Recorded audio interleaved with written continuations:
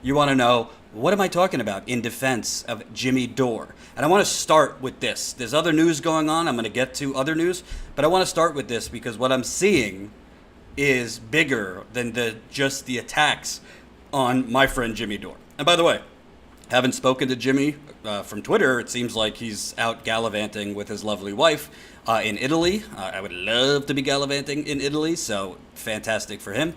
But I saw a video from David Pakman, who's, I guess, a liberal radio host. I don't know David Pakman. I've never spoken with him, so this isn't like an attack on David Pakman. But I think what David Pakman said in the video and what others are saying, like Sam Cedar, are, to me, really, really lazy and, frankly, establishment mindsets to have. So I want to play you this from David Pakman. David Pakman was responding to a question from a caller. I don't know if he has a radio show or a video show. I don't know what it is. I've never seen him before. So, this is David Pakman. And as a reminder to those of you watching, this is a super chat. So definitely, if you're feeling super on this Monday, definitely leave some contributions. And the GoFundMe link is right there. So a caller asked, what do you think, David, of Sam Cedar apparently did a video bashing Jimmy Dore, essentially calling Jimmy Dore a useful idiot for the Republicans? And it's the same old argument, the fact that Jimmy Dore, and frankly me and others, basically call out the Democratic Party's corruption. And don't just look the other way and say, Trump, Trump bad, vote the Democrats. Lesser of two evils, vote the Democrats. The fact that Jimmy does not do that apparently now is being painted as, helping the Republicans or being a useful idiot for Trump and the Republicans. And I have a strong feeling on this. But let me play you the clip from David Pakman's show so you know what I'm talking about. And by the way, this is David. A caller was asking David Pakman what he thought because Sam Cedar apparently did a video basically attacking Jimmy Dore as a useful idiot. Here we go. I completely agree with Sam and Ben on this issue. I believe that the involvement of Jimmy Dore in politics has become completely toxic. I've cast a wider net in terms of that toxic element of the left, and I don't know that this is the right characterization, but you might remember me previously talking about what I describe as the Leninist left of Vladimir Lenin, Leninist. And I don't think it's really fair to group Jimmy Dore under that, but there is this contingent of the left that by virtue of a combination of, as you point out, whataboutism, so-called progressive purity tests, and a whole bunch of other mechanisms that I've described, they end up being useful idiots. And I want to be clear, calling them idiots it's not an ad hominem. Useful idiot is a specific sort of political term that has, basically it means you are unknowingly becoming a tool furthering the objectives of those who you either don't realize you're furthering the objectives of, or those you would on paper believe you're on opposite sides. I think that it's become completely toxic. I know that there are people in our audience who are fans of all combinations of these shows, but I think it is absolutely, brutally, completely counterproductive to everything that progressives are actually working for. I believe it is not pragmatic. I believe it is ideologically misguided, and that's where I am. So on that issue, I'm with Sam and Ben 100%. So I have a lot to say about that. And let me just be clear. I don't know David Pakman. I went on Sam Cedar's show once when I was at the Young Turks. I don't watch them, so I can't. I'm not attacking them, but when I see people who are considered progressive and labeled as progressive media, frankly, sounding kind of like MSNBC and the hashtag resistance, I gotta call it out.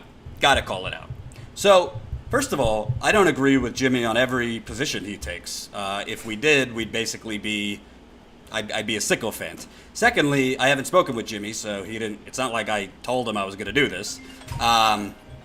Sorry, my mother's calling while I'm live.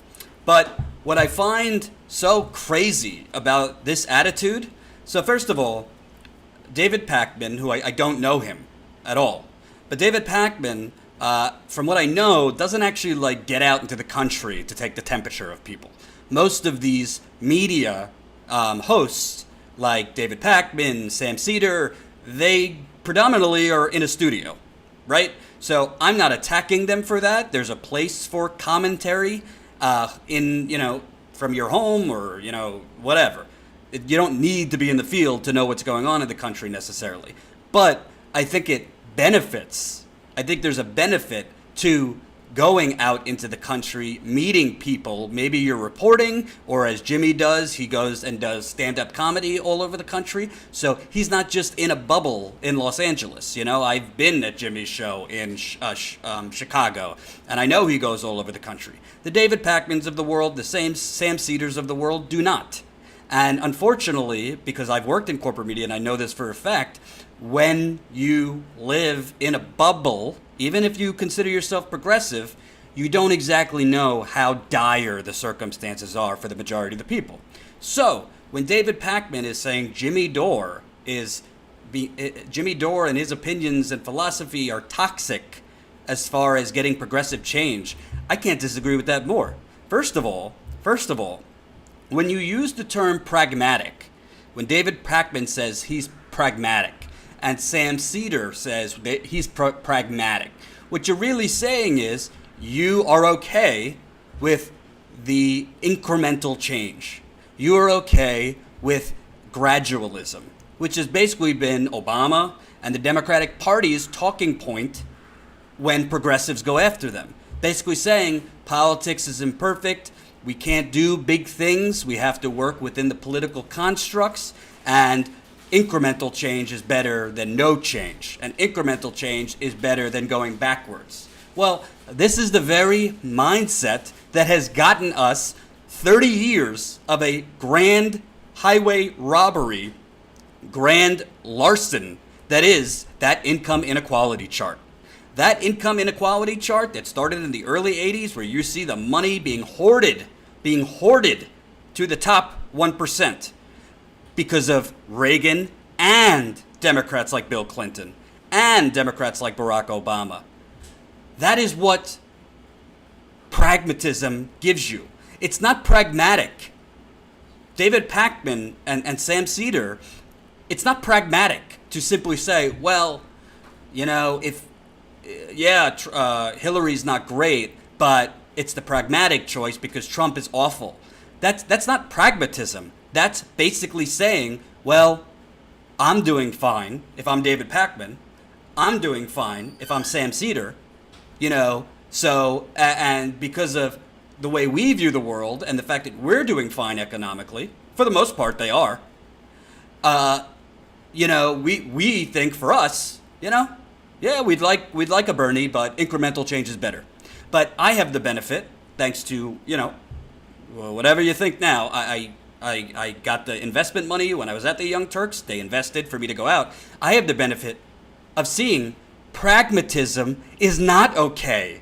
Incrementalism is not okay for the people that I've met in Flint and Detroit and East Chicago and Alabama and St. Louis and Elkhart, Indiana, and I could go on and on and on and on.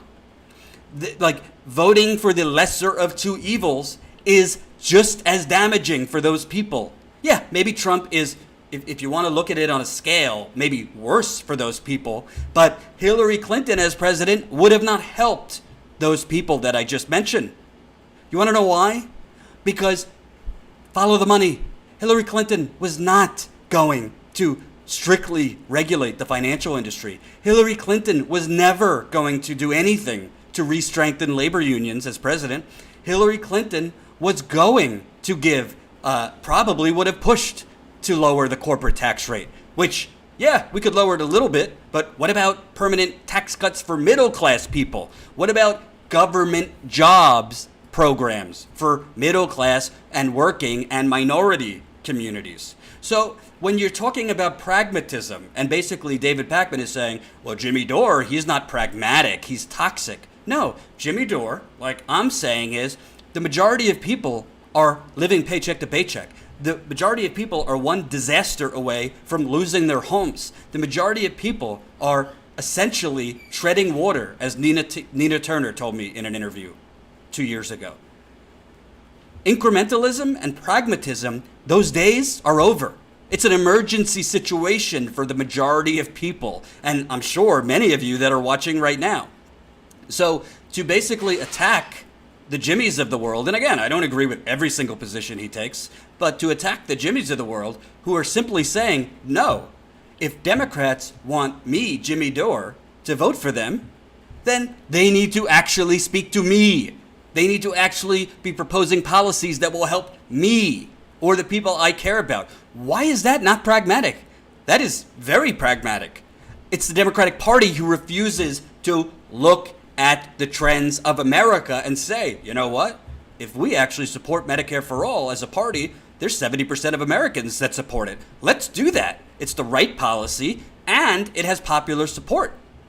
They won't do it. That would be, dare I say, extremely pragmatic of the Democrats to do. But this notion of Pakman, again, I don't know Pakman, I'm not attacking him, I could care less. But this attack on Jimmy Dore as toxic and Sam Seder attacking him as toxic is basically saying, you know what, we're doing fine economically, us progressive media hosts who don't leave our studios. We rarely go out into the world and talk to poor people.